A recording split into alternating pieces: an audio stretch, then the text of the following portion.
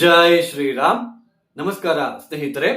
2026ನೇ ಜನವರಿ ತಿಂಗಳಿನ ಮೇಷರಾಶಿಯವರ ಫಲಿತಾಂಶಗಳು ಹೇಗಿದೆ ಅಂತ ನೋಡ್ತಾ ಹೋಗೋಣ. ಮುಖ್ಯವಾಗಿ ಈ ತಿಂಗಳಿನಲ್ಲಿ ಗ್ರಹ ಸಂಚಾರ ಹೇಗಿದೆ ಅಂತ ನೋಡೋಣ. ನೋಡಿ, ಶನಿ ಮೀನರಾಶಿಯಲ್ಲಿ ಸಂಚಾರ, ಗುರು ವಕ್ರೆಯಾಗಿ ಮಿಥುನ ರಾಶಿಯಲ್ಲಿ ಸಂಚಾರವನ್ನು ಮಾಡ್ತಾ ಇದ್ದಾರೆ. ಇನ್ನು ರಾಹು ಕುಂಭ ರಾಶಿಯಲ್ಲಿ ಸಂಚಾರ, ಕೇತು ಸಿಂಹ ರಾಶಿಯಲ್ಲಿ ಸಂಚಾರ. ಇನ್ನು ಸೂರ್ಯ ಜನವರಿ 14ನೇ ತಾರೀಕು ಧನಸ್ಸು ರಾಶಿಯನ್ನು ಬಿಟ್ಟು ಮಕರ ರಾಶಿಗೆ ಪ್ರವೇಶವನ್ನು ಮಾಡ್ಕೊಳ್ತಾರೆ. ಇನ್ನು ಕುಜ ಜನವರಿ 16ನೇ ತಾರೀಕು ಧನಸ್ಸು ರಾಶಿಯನ್ನು ಬಿಟ್ಟು ಅವರು ಕೂಡ ಮಕರ ರಾಶಿಗೆ ಪ್ರವೇಶ ಆಗುತ್ತೆ. ಇನ್ನು ಶುಕ್ರ ಜನವರಿ 13ನೇ ತಾರೀಕು ಅವರು ಕೂಡ ಧನಸ್ಸು ರಾಶಿಯನ್ನು ಬಿಟ್ಟು ಅವರು ಕೂಡ ಮಕರ ರಾಶಿಗೆ ಪ್ರವೇಶವನ್ನು ಮಾಡ್ಕೊಳ್ತಾರೆ. ಇನ್ನು ಬುಧ ಜನವರಿ 17ನೇ ತಾರೀಕು ಅವರು ಕೂಡ ಧನಸ್ಸು ರಾಶಿಯನ್ನು ಬಿಟ್ಟು ಮಕರ ರಾಶಿಗೆ ಪ್ರವೇಶ ಆಗುತ್ತೆ. ಈ ಗ್ರಹ ಸಂಚಾರದಿಂದ ಮೇಷ ರಾಶಿಯವರಿಗೆ ಮುಖ್ಯವಾಗಿ ಈ ತಿಂಗಳಿನ ಮೊದಲ 15 ದಿನಗಳು ಅಂದ್ರೆ ಸಂಕ್ರಾಂತಿ ಹಬ್ಬದ ದಿನದ ತನಕನೂ ಕೂಡ ಪ್ರತಿ ಕೆಲಸದಲ್ಲೂ ವಿಳಂಬ ಆಗ್ತಾ ಇರುತ್ತೆ. ಉದ್ಯೋಗದ ವಿಚಾರದಲ್ಲಿ ಸ್ವಲ್ಪ ಟೆನ್ಷನ್, ಒತ್ತಡಗಳು ಇರ್ತಕ್ಕಂಥದ್ದು, ತಂದೆಯ ಆರೋಗ್ಯದ ವಿಚಾರದಲ್ಲಿ ತೊಂದರೆಗಳು, ಪಿತ್ರಾರ್ಜಿತ ಆಸ್ತಿ ವಿಚಾರದಲ್ಲಿ ತೊಂದರೆಗಳು, ಆಮೇಲೆ ಸ್ವಲ್ಪ ಪ್ರಯಾಣಗಳನ್ನ ಜಾಸ್ತಿ ಮಾಡಬೇಕಾಗಿರೋ ಪರಿಸ್ಥಿತಿಗಳು ನಿರ್ಮಾಣ ಆಗ್ತಕ್ಕಂಥದ್ದು. ಆಮೇಲೆ ಮುಖ್ಯವಾಗಿ ಇಲ್ಲಿ ತೃತೀಯ ಸ್ಥಾನದಲ್ಲಿ ಗುರುವಿನ ವಕ್ರಿಯಾಗಿ ಏನು ಒಂದು ಸಂಚಾರ ನಡೀತಾ ಇದೆ, ಇದು ಆತ್ಮವಿಶ್ವಾಸದ ಕೊರತೆ ತೋರಿಸ್ತಾ ಇರುತ್ತೆ. ಸೆಲ್ಫ್ ಕಾನ್ಫಿಡೆನ್ಸ್ ಅನ್ನೋದು ಸ್ವಲ್ಪ ಎಲ್ಲೋ ಒಂದ್ ಕಡೆ ನಿಮಗೆ ಕಡಿಮೆ ಆಗ್ತಕ್ಕಂಥದ್ದು, ಲೇಜಿನೆಸ್, ಆರೋಗ್ಯದ ವಿಚಾರದಲ್ಲೂ ಕೂಡ ತೊಂದರೆಗಳು, ಮತ್ತಮೇಲೆ ಮುಖ್ಯವಾಗಿ ಆತ್ಮವಿಶ್ವಾಸದ ಕೊರತೆ ಅಂತ ಹೇಳಿದ್ನಲ್ವಾ, ಸೊ ಅಲ್ಲೇ ನಿಮಗೆ ಜಾಸ್ತಿ ತೊಂದರೆಗಳು. ಆತ್ಮವಿಶ್ವಾಸ ಇರೋದಿಲ್ಲ, ಭಯ, ಒಬ್ಬರ ಮೇಲೆ ಡಿಪೆಂಡ್ ಆಗುತ್ತೆ. ಆಮೇಲೆ ನಿಮ್ಮ ಸುತ್ತಮುತ್ತ ಇರ್ತಕ್ಕಂಥವ್ರ ಸಹಾಯನೂ ಕೂಡ ಈ ಸಮಯದಲ್ಲಿ ಸಿಗೋದಿಲ್ಲ. ಈ ತರ ಪರಿಸ್ಥಿತಿಗಳನ್ನ ನೀವು ನೋಡ್ತಾ ಬರ್ತಾ ಇರ್ಬೇಕಾದ್ರೆ ಈ ಸಂಕ್ರಾಂತಿ ಹಬ್ಬದ ದಿನದ ನಂತರ ಗ್ರಹಗಳ ಪ್ರವೇಶ ದಶಮ ಸ್ಥಾನಕ್ಕೆ ಆಗುತ್ತೆ. ಇಲ್ಲಿ ಉದ್ಯೋಗ ವಿಚಾರದಲ್ಲಿ ಸಾಕಷ್ಟು ಮುನ್ನಡೆಯನ್ನ ಅನುಭವಿಸ್ತೀರಾ. ಪಾಸಿಟಿವ್ ಎನ್ವೈರನ್ಮೆಂಟ್ ನೀವು ನೋಡ್ತೀರಾ. ಉದ್ಯೋಗ ಸಿಗ್ತಾ ಇಲ್ಲಪ್ಪ ನನಗೆ, ಎಷ್ಟು ಪ್ರಯತ್ನ ಮಾಡಿದ್ರು ಅಂತಕ್ಕಂಥವ್ರಿಗೆ ಉದ್ಯೋಗ ಸಿಗ್ತಕ್ಕಂಥದ್ದು, ಆಲ್ರೆಡಿ ಉದ್ಯೋಗದಲ್ಲಿ ಇರ್ತಕ್ಕಂಥವ್ರಿಗೆ ಜಾಸ್ತಿ ಪ್ರಶಂಸೆಗಳು ಸಿಗ್ತಕ್ಕಂಥದ್ದು, ಕೆಲಸ ಮಾಡುವ ಜಾಗದಲ್ಲಿ ನಿಮಗೆ ಪ್ರಶಂಸೆಗಳು, ಸ್ವಲ್ಪ ನಿಮ್ಮ ಮೇಲೆ ಜವಾಬ್ದಾರಿ, ಅವ್ರು ಚೆನ್ನಾಗಿ ಪ್ರಾಜೆಕ್ಟ್ ಮಾಡ್ತಾರೆ, ಅವ್ರಿಗೆ ಪ್ರಾಜೆಕ್ಟ್ ಕೊಟ್ಬಿಡಪ್ಪ ಅಂತ ಹೇಳ್ತಕ್ಕಂಥದ್ದು. ಅಂದ್ರೆ ನಿಮ್ಮ ಮೇಲೆನೆ ಜಾಸ್ತಿ ಪ್ರಶಂಸೆಗಳು, ಒಂದು ಒಳ್ಳೆಯ ನೇಮು ಅಥವಾ ಒಂದು ಒಳ್ಳೆಯ ಹೆಸರು ಸಿಗ್ತಕ್ಕಂಥದ್ದು, ಉದ್ಯೋಗದಲ್ಲಿ ಸಾಕಷ್ಟು ಉತ್ತಮವಾದ ಬದಲಾವಣೆಗಳನ್ನ ನೀವು ನೋಡ್ತಾ ಹೋಗ್ತೀರಾ, ಉತ್ತಮವಾದ ಸ್ಥಿತಿಗತಿಗಳನ್ನ ನೀವು ನೋಡ್ತಾ ಹೋಗ್ತೀರಾ ಅಂತಾನೆ ಹೇಳಬಹುದು. ಆದ್ರೆ ಪಂಚಮ ಸ್ಥಾನದಲ್ಲಿ ಕೇತುವಿನ ಸಂಚಾರ ನಡೀತಾ ಇರೋದ್ರಿಂದ ಈ ಮಕ್ಕಳ ವಿಚಾರದಲ್ಲಿ ಸ್ವಲ್ಪ ಚಿಕ್ಕ ಪುಟ್ಟ ತೊಂದರೆಗಳನ್ನ ನೀವು ನೋಡ್ತಾ ಬರ್ತೀರಾ. ಆಮೇಲೆ ನೀವು ಅಂದ್ಕೊಂಡಿರೋ ಕೆಲಸಗಳು ಆಗ್ತಾ ಇಲ್ವಲ್ಲಪ್ಪ ಅಂತ ಒಂದು ಭಾವನೆ ಕೂಡ ಇರುತ್ತೆ. ಆದ್ರೆ ಯಾವಾಗ ಪಂಚಮಾಧಿಪತಿ ದಶಮಕ್ಕೆ ಬರ್ತಾರೋ, ನಿಮ್ಮ ಮೇಷರಾಶಿಗೆ ಪಂಚಮಾಧಿಪತಿ ಆಗಿರ್ತಕ್ಕಂಥ ಸೂರ್ಯ ದಶಮ ಸ್ಥಾನಕ್ಕೆ ಯಾವಾಗ ಅವರು ಪ್ರವೇಶ ಆಗುತ್ತೋ ಅಲ್ಲಿಂದ ಸಾಕಷ್ಟು ಉತ್ತಮವಾದ ಫಲಿತಾಂಶಗಳು ನಿಮ್ಮ ನೀವೇನ್ ಅಂದ್ಕೊಂತಾ ಇದ್ದೀರಾ ಅದು ಈ ಸಮಯದಲ್ಲಿ ಆಗ್ತಾ ಹೋಗುತ್ತೆ. ಮನೆ ಕಟ್ಟೋದಾಗಿರ್ಬೋದು ಅಥವಾ ಮನೆ ಚೇಂಜ್ ಮಾಡೋದಾಗಿರ್ಬೋದು, ವಾಹನದ ವಿಚಾರದಲ್ಲಿ ಆಗಿರ್ಬೋದು, ಸಾಕಷ್ಟು ಉತ್ತಮವಾಗಿರ್ತಕ್ಕಂತಹ ಒಂದು ಬದಲಾವಣೆಗಳನ್ನ ನೀವು ನೋಡ್ತಾ ಹೋಗ್ತೀರಾ ಈ ಮೇಷರಾಶಿಯವರು ಅಂತಾನೆ ಹೇಳಬಹುದು. ಸೊ ಇದು ಈ ಮೇಷರಾಶಿಯವರಿಗೆ. ನೋಡಿ, 12ನೇ ಮನೆಯಲ್ಲಿ ಬೇರೆ ಶನಿ ಸಂಚಾರ ನಡೀತಾ ಇರೋದ್ರಿಂದ ಸ್ವಲ್ಪ ನೀವು ಪ್ರತಿನಿತ್ಯ ಪ್ರದೋಷ ಕಾಲದಲ್ಲಿ ಸಾಯಂಕಾಲ ಒಂದು 5:30 6 ಗಂಟೆ ಎಳ್ಳು ಬತ್ತಿಯನ್ನ ಶಿವನ ದೇವಸ್ಥಾನದಲ್ಲಿ ಹಚ್ಚಿಬಿಟ್ಟು ಅಲ್ಲೇ ಕುತ್ಕೊಂಡು ಓಂ ನಮಃ ಶಿವಾಯ ಇದನ್ನ ಹೇಳ್ತಾ ಬನ್ನಿ. ಓಂ ನಮಃ ಶಿವಾಯ ನೀವು ಎಷ್ಟು 1000 ಸಲ ಹೇಳ್ಕೊಂತೀರಾ ಪ್ರತಿನಿತ್ಯ, ಅಷ್ಟು ನಿಮಗೆ ಆ ನೆಗೆಟಿವ್ ಇನ್ಫ್ಲೂಯೆನ್ಸ್ ಕಡಿಮೆ ಆಗ್ತಾ ಹೋಗುತ್ತೆ. ಇದನ್ನ ಅರ್ಥ ಮಾಡ್ಕೊಳ್ಳಿ. ತ್ರಯೋದಶಿ ದಿನದಂದು ಶಿವನಿಗೆ ಯಾವ್ದಾದ್ರು ಹಳೆಯ ಶಿವನ ದೇವಸ್ಥಾನದಲ್ಲಿ ಅಥವಾ ಕಾಲಭೈರವೇಶ್ವರನ ದೇವಸ್ಥಾನದಲ್ಲಿ ಎಳ್ಳೆಣ್ಣೆ ಅಭಿಷೇಕ ಮಾಡಿಸಿ. ಇದು ತುಂಬಾ ಜನಕ್ಕೆ ಗೊತ್ತಿಲ್ಲ ಸ್ನೇಹಿತರೆ. ಈ ಸಾಡೆ ಸಾತಿ ಅಂತ ಹೇಳಿದ ತಕ್ಷಣ ಆಂಜನೇಯ ಸ್ವಾಮಿ ಅಂತಾನೆ ಹೇಳ್ತೀರಾ. ಆಂಜನೇಯ ಸ್ವಾಮಿಗೂ ಹೋಗಿ ಇಲ್ಲ ಅಂತ ಹೇಳಲ್ಲ, ಬಟ್ ಬೇಗ ಆ ಶನಿಯ ನೆಗೆಟಿವ್ ಇಂಪ್ಯಾಕ್ಟ್ ಕಡಿಮೆ ಮಾಡ್ತಕ್ಕಂಥದ್ದು ಕಾಲಭೈರವೇಶ್ವರ ಪರಮೇಶ್ವರ.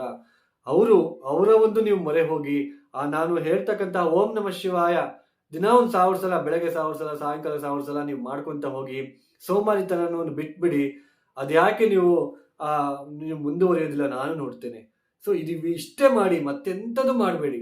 ಉಂಗುರ ಹಾಕೊಳ್ಳೋದು, ಪಂಗರ ಹಾಕೊಳ್ಳೋದು, ಸುಮ್ಮನೆ ಉಚ್ಚಾಟಗಳೆಲ್ಲ ಮಾಡ್ತೀರಾ, ಸುಮ್ಮನೆ ಅದನ್ನೆಲ್ಲ ಬಿಟ್ಬಿಡಿ ದಯವಿಟ್ಟು.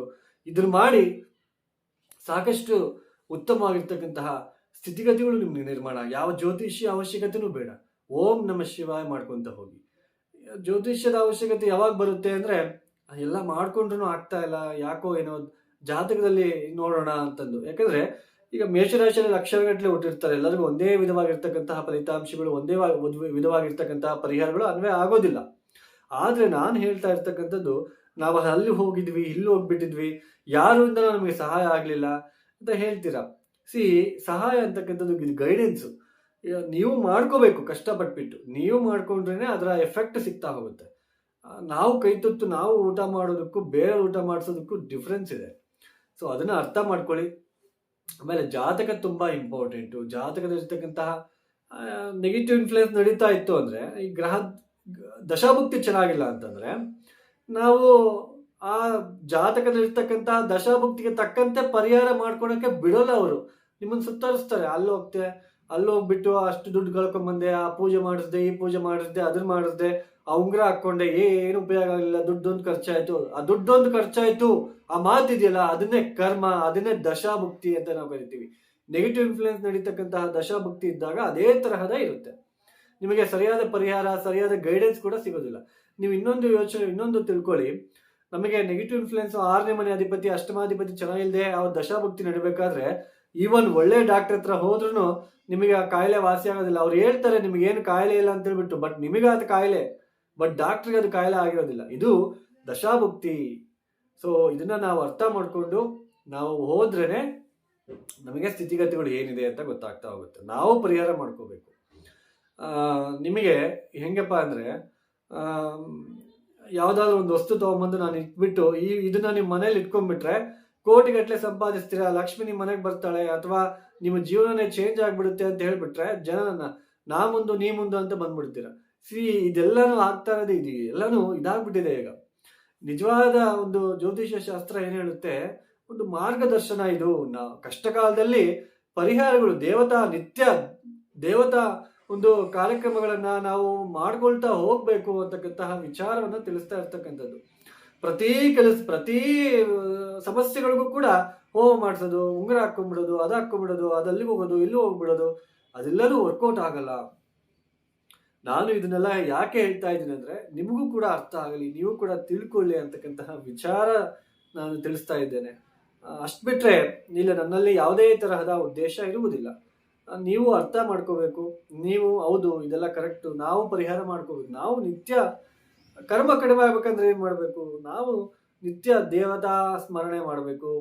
ಆ ಗ್ರಹಗಳಿಗೆ ಸಂಬಂಧಪಟ್ಟಿರ್ತಕ್ಕಂಥ ಒಂದು ಪರಿಹಾರಗಳು, ಮಂತ್ರಗಳನ್ನ ನಾವು ಮಾಡ್ಬೇಕು. ಮಂತ್ರ ಅಂತ ಹೇಳಿದ ತಕ್ಷಣ ಏನೋ ಒಂದು 10 ಸಲ ಹೇಳ್ಬಿಟ್ರೆ ಹೋಗೋದಿಲ್ಲ.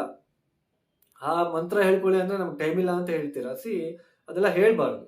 ನಾವು ಬೆಳಗ್ಗೆ ಎದ್ಬಿಟ್ಟು ಕರೆಕ್ಟಾಗಿ ಪರಿಹಾರಗಳನ್ನ ನಾವು ಮಾಡ್ಕೋಬೇಕು. ಅದನ್ನ ಮಾಡ್ಕೊಳ್ತಾ ಹೋದಂತೆಲ್ಲ ನಮಗೆ ಆ ನೆಗೆಟಿವ್ ಇನ್ಫ್ಲುಯೆನ್ಸ್ ಇಂದ ಹೊರಗಡೆ ಬರ್ತೀವಿ. ಓಂ ನಮಃ ಶಿವಾಯಕ್ಕಿಂತ ದೊಡ್ಡ ಪರಿಹಾರ ಇದೆಯಾ? ನೀವು ಚಿಂತೆ ಮಾಡಿ, ಯೋಚನೆ ಮಾಡಿ. ಒಂದ್ಸಲ ಬೆಳಗ್ಗೆ 1000 ಸಲ, ಸಾಯಂಕಾಲ 1000 ಸಲ ಓಂ ನಮಃ ಶಿವಾಯ ಇಷ್ಟು ಮಾಡ್ರಪ್ಪ ಸಾಕು, ಮತ್ತೆಂಥದ್ದು ಬೇಕಾಗಿಲ್ಲ. ಸೊ ಯಾರೆಲ್ಲ ಈ ವಿಡಿಯೋನ ನೋಡ್ತಾ ಇದ್ದೀರಾ, ಲೈಕ್ ಮಾಡಿ, ಶೇರ್ ಮಾಡಿ, ಸಬ್ಸ್ಕ್ರೈಬ್ ಮಾಡ್ಕೊಳ್ಳಿ. ನಿಮ್ಮ ಅನಿಸಿಕೆ ಅಭಿಪ್ರಾಯಗಳನ್ನ ಕಾಮೆಂಟ್ ರೂಪದಲ್ಲಿ ತಿಳಿಸಿ. ಆಮೇಲೆ ಈ ಮೇಷರಾಶಿ ತಿಂಗಳಿನಲ್ಲಿ ಸೂರ್ಯನ ಆರಾಧನೆ ಜಾಸ್ತಿ ಮಾಡಿ. ಇನ್ನು ಸರ್ವೇ ಜನ ಸುಖಿನೋ ಭವಂತು. ಧನ್ಯವಾದಗಳು. ಜೈ ಶ್ರೀರಾಮ್.